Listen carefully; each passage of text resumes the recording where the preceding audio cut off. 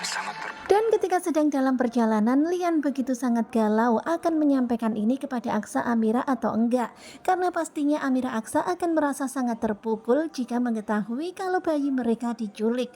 Atau aku akan memberitahu mereka setelah aku menemukan bayi mereka aja. Ya begitulah sekarang ini yang dipikirkan oleh Lian. Tetapi tiba-tiba Lian terkaget ketika melihat ada Hilda bersama dengan seorang laki-laki. Di sini memang Lian gak mengenali laki-laki itu, tetapi postur tubuhnya mirip Galang.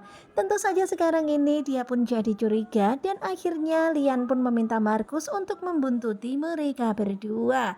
Benar-benarnya Lian ini udah curiga banget karena memang benar-benar mirip Galang.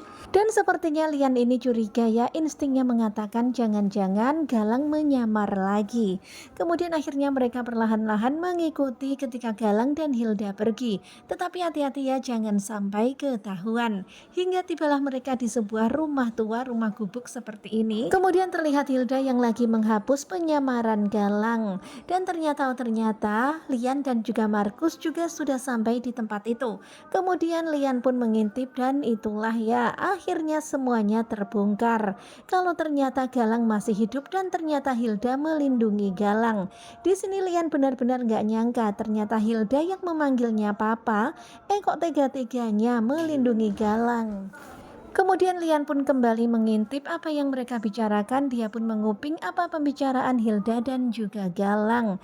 Dan ternyata pembicaraan mereka benar-benar bikin Lian geram. Dan betapa kagetnya Lian ketika Galang berkata, kamu harus bisa lebih meyakinkan Lian supaya kamu bisa mendapatkan banyak uang untuk kita modal biaya ini itu. Mendengar itu tentu saja Lian pun kaget. Jadi apa maksudnya dengan kata-kata itu? Apakah itu artinya Hilda bukan anak mereka? Kemudian akhirnya Hilda pun malah mengungkapkan perihal tes DNA itu, yang ketika dia menukar sampel tes DNA-nya dengan Amira. Dan sekarang ini benar-benar Lian begitu sangat terkaget. Akhirnya Lian pun mengetahui kalau ternyata memang Amira lah putri kandungnya.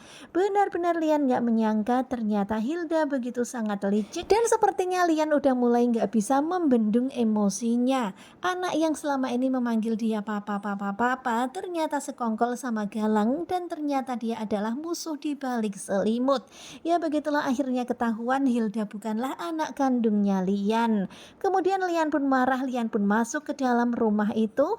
Hilda dan Galang begitu sangat kaget. Dan sekarang ini semuanya sudah terbongkar ya. Akhirnya Lian tahu Galang masih hidup dan akhirnya Lian juga tahu kalau Amira adalah putrinya. Terlihat Hilda berusaha untuk meyakinkan Lian, berusaha untuk menjelaskan ke Lian karena Hilda takut banget ya nggak jadi dapat uang, nggak jadi orang kaya. Waduh.